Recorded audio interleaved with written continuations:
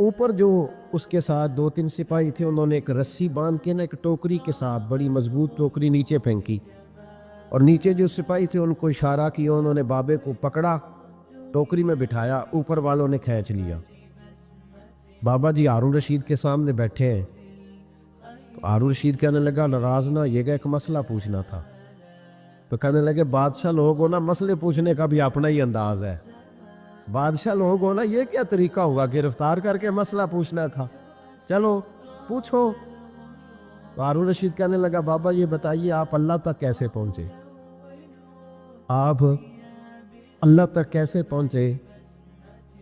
تو اللہ کے بندے بہت زیادہ باریک باتیں نہیں کرتے جن کی سمجھ نہ آئے، وہ دو ٹوک بات کرتے، وہ الجھاتے نہیں، وہ تو سلجھاتے ہیں، وہ تو دو ٹوک بات کرتے ہیں موٹی سی۔ حضرت بائزید بستامی سے کسی نے پوچھا رب تک کیسے پہنچنا ہے؟ فرمایا 2 ہی قدم ہے۔ کا کیا مطلب؟ کہنے لگے ایک قدم اپنے نفس پہ رکھ لے، دوسرا اللہ کے قریب چلا جائے گا۔ نہیں لمبے چوڑے جھگڑے کی بات نہیں، موٹی سی بات ہے، نفس کی خواہشیں کچل دے، یہ دب گیا تو سامنے تجھے منزل نصیب ہو جائے۔ کہ کیسے پہنچے اللہ تک؟ تو حضرت بہلول دانا رحمت اللہ تعالیٰ علیہ مسکرائے اور مسکرا کے کہنے لگے بادشاہ بالکل اسی طرف پہنچاؤں جس طرح ابھی زمین سے تیرے تک پہنچاؤں۔ اس نے کہا نہیں سمجھ آئی۔ فرمانے لگے بادشاہ جو ہوا، بادشاہ جو ہوا، بادشاہوں کو تو نہیں نہ سمجھ آتی۔ کہا دیکھنا ہارون رشید، اگر میرا تجھ سے ملنے کو دل کرتا تو میں ایک درخواست لکھتا، پھر کسی وزیر سے سفارش کے دستخط کراتا، پھر وہ جمع کراتا، پھر تو ٹائم دیتا، پھر جس دن تو ٹائم دیتا اس دن لائنیں لگتی، پھر میرا بھی نمبر آتا، پھر ہو سکتا ہے جب نمبر آتا تو کہتا کہ میں تھک گیا ہوں اب نہیں ملوں گا۔ جب میں چاہتا تو زمانے لگ جاتے، تو نے چاہے تو 1 منٹ بھی نہیں پورا لگا۔ مانا کہ محبت کے سفر میں ہر گام پہ 100 مشکل ہے، لیکن یہ سفر آسان بھی ہے اگر ساتھ تمہارا ہو جائے۔ کا مسئلہ اصل یہ ہے کہ جب بندہ محب بنتا ہے تو اس کے لیے بڑے مسائل ہوتے ہیں، اور جب محبوب بن جائے پھر 1 منٹ بھی نہیں لگتا۔ فرمایا اس نے کرم فرمایا، مالک نہیں، اس نے واللہ یختص برحمتہ من یشاء، اس نے اپنی رحمت سے ہی اپنا خاص بنا لیا ہے۔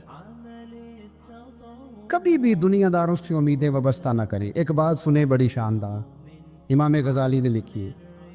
امام غزالی فرماتے ہیں کہ ہارون رشید نہ حج کر کے واپس آیا بغداد میں، تو کونے میں حضرت بہلول دانا بیٹھے تھے، رش بہت تھا، مجمع بڑا تھا۔ حضرت بہلول دانا بھی سڑک کے کنارے بیٹھے تھے، تو سپاہی کہنے لگے کہ یہاں سے اٹھ جاؤ۔ فرمانے لگے ہارون رشید کی زمین نہیں، زمین میرے رب کی ہے، میں کیوں اٹھوں؟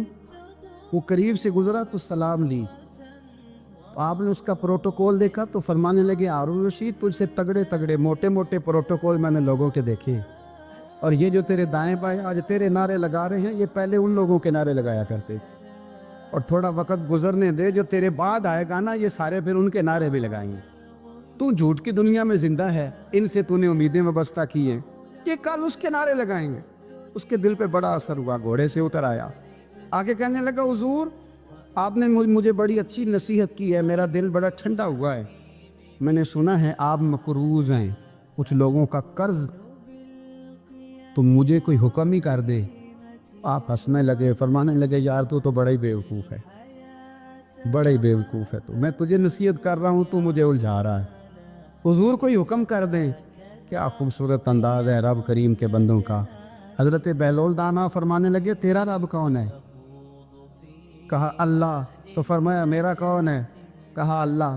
فرمانے لگے یہ تو نہیں نہ ہو سکتا کہ اللہ ہارون رشید کو دیتا رہے اور بہلول دانا کو بھول ہی جائے، یہ تو نہیں نہ ہو سکتا کہ ہارون رشید کو دیتا رہے اور بہلول دانا کو بھول جائے۔ فرمایا اس کا دل، اس کا ارادہ ہوا، ارادہ قدرت ہوا کہ بہلول مقروض رہنا چاہیے، تو اگر رب مجھے رکھنا چاہتا ہے دکھ قبول محمد بخشا راضی رہن پیارے، اگر وہ چاہتا ہے میں مقروض رہوں تو میں بھی چاہتا ہوں کہ میں مقروض ہی رہوں، یہ تو نہیں نہ ہو سکتا کہ تجھے دے اور مجھے نہ دے۔ فرمایا میری تجھ سے کوئی امید نہیں، مجھے جب بھی دے گا میرا رب بھی دے گا، اور وہ دے گا تو پھر انشاءاللہ خزانے کھول کے دے گا۔ دنیا داروں سے امیدیں وابستہ کرنا، لوگوں کے پیچھے، یہ چھوڑ دیں، آپ بے چین رہیں گے۔ حضرت بہلول دانا رحمت اللہ علیہ سے بھی ایک شخص کی ملاقات ہوئی،